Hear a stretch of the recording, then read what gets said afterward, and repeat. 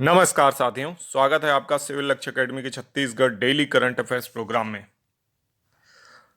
मैं विनय कुमार गुप्ता स्वागत करता हूं आपका अपने इस शो में।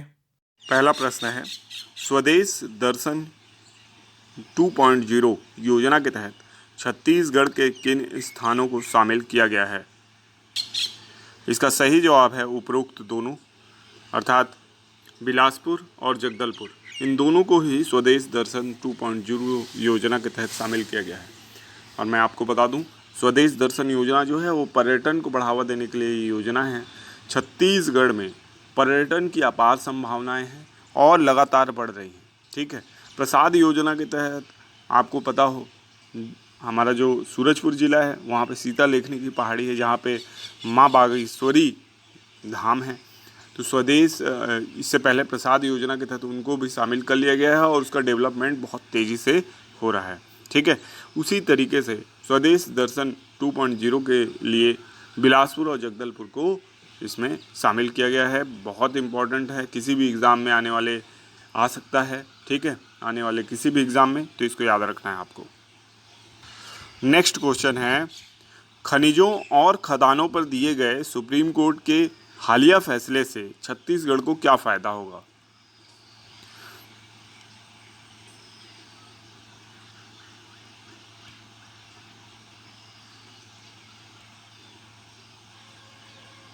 तो इसका सही जवाब है खनिजों व खदानों पर कर लगाने का अधिकार प्राप्त होगा। ठीक है, खनिजों और खदानों पर दिए गए सुप्रीम कोर्ट के फैसले से छत्तीसगढ़ को खनिजों और खदानों पर कर लगाने का अधिकार प्राप्त होगा। इससे जितने भी खनिज उत्पादक राज्य हैं, जैसे कि झारखंड हो गया, उड़ीसा हो गया, महाराष्ट्र हो गया, आंध्र प्रदेश हो गया, तेलंगाना हो गया, उड़ीसा हो गया, ठीक, छत्तीसगढ़ है हमारा, ये सारे राज्य जो हैं जहाँ किसी भी प्रकार का खनिज उत्पादित होता है, इनको बहुत फ़ायदा होने वाला है, क्योंकि अब ये वैधानिक हो जाएगा कि खनिजों और खदानों पर राज्य सरकार भी कर लगा सकती है। ठीक है, इससे पहले केंद्र सरकार का ही इसमें पूरा कह सकते हैं कंट्रोल होता था, लेकिन अब राज्य सरकारों ने यह केस लगाया था सुप्रीम कोर्ट में, जो उन्होंने जीत लिया है। ठीक है, नेक्स्ट क्वेश्चन है, कारगिल विजय दिवस कब मनाया जाता है? तो इसका सही जवाब है कारगिल विजय दिवस 26 जुलाई को मनाया जाता है। आपको याद रखना है। ठीक है, कारगिल वॉर जो हुई थी, आपको पता हो, पाकिस्तान के साथ ये तीसरी वॉर थी, है ना। और इस जो लड़ाई है, जो कि कारगिल वॉर हुई थी, उसका कारण ही पाकिस्तान था। उसने घुसपैठ की थी कारगिल में। और कुछ नेक्स्ट क्वेश्चन है, हाल ही में भारतीय नौसेना ने गोवा में नया जंगी जहाज लॉन्च करने की घोषणा की, इसका नाम क्या है? तो इसे याद रखना है, इसका नाम है INS त्रिपुट।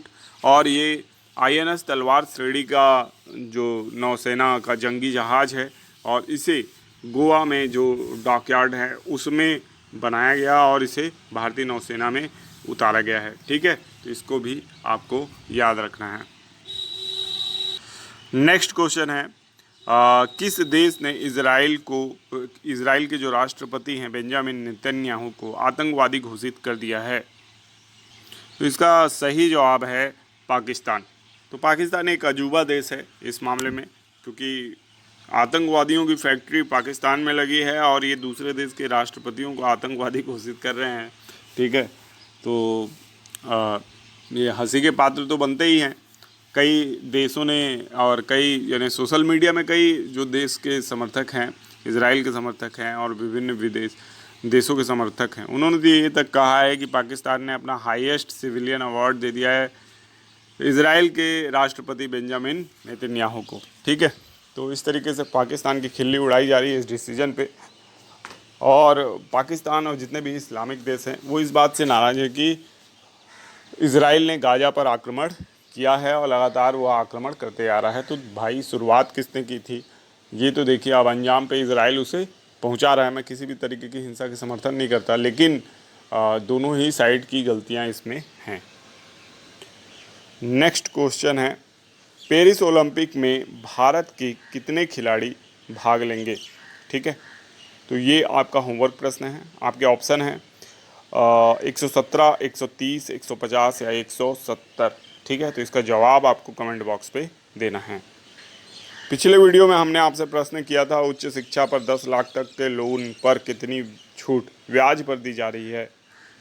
तो इसका सही जवाब है 3%। ठीक है, 3% की छूट 10 लाख तक के लोन पर दी जा रही है, तो इसे याद रखिएगा।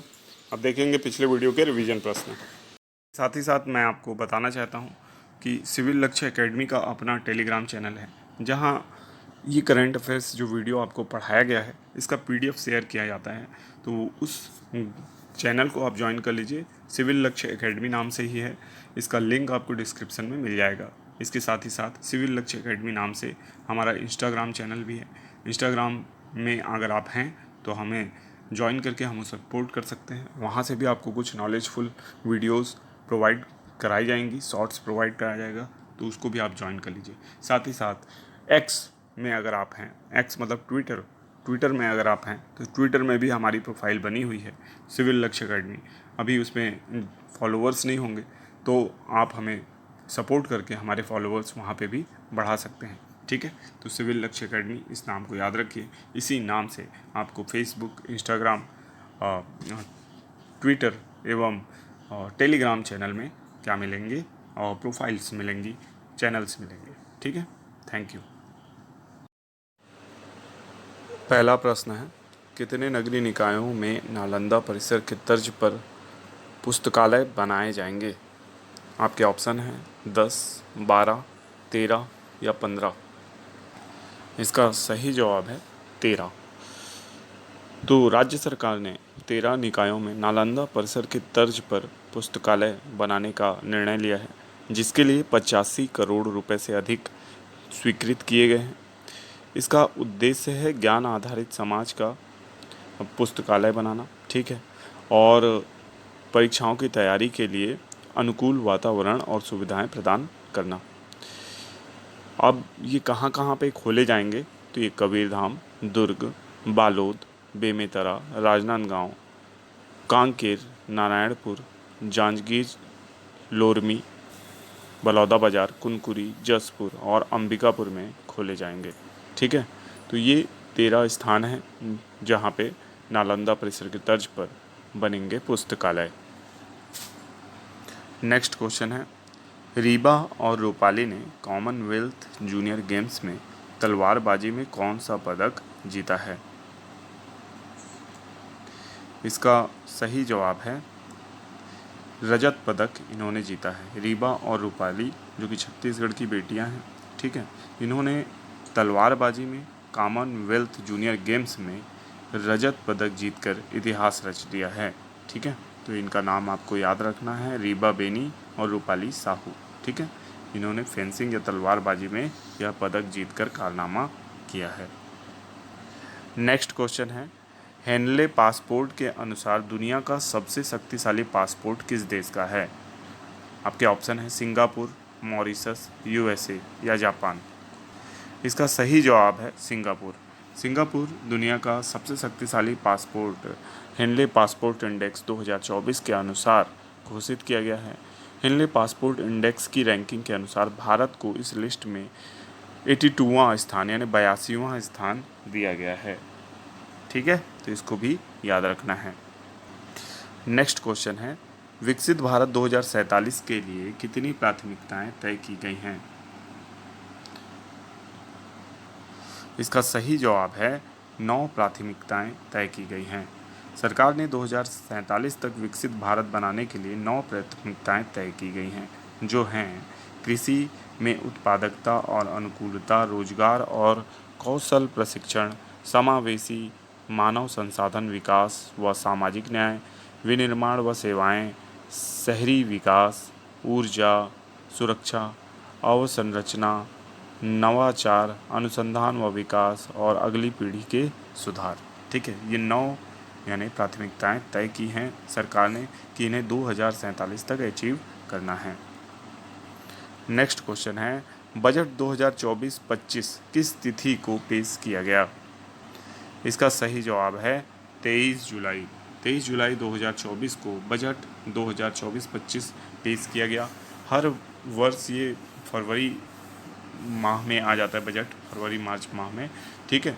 लेकिन इस बार चुनाव के कारण ये बजट जो है लेट पेश हुआ है, जुलाई में पेश हुआ है, ठीक है। तो इसको याद रखना है।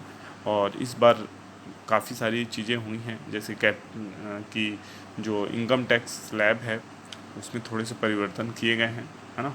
और अब जो है लगभग आप मान लीजिए 7,75,000 तक की जो आय होगी वो कर मुक्त होगी, ठीक है। नेक्स्ट क्वेश्चन है, रक्षा क्षेत्र के बजट का कितना प्रतिशत आवंटित किया गया है? इसका सही जवाब है 13%। रक्षा क्षेत्र को बजट का 13% आवंटित किया गया है, जो अब तक का सबसे ज़्यादा फीसदी है। इस साल के बजट में सबसे ज़्यादा लगभग 12.9% आवंटन डिफेंस सेक्टर को किया गया है, ठीक है। तो इसको याद रखिएगा। Thanks for watching. God bless you all.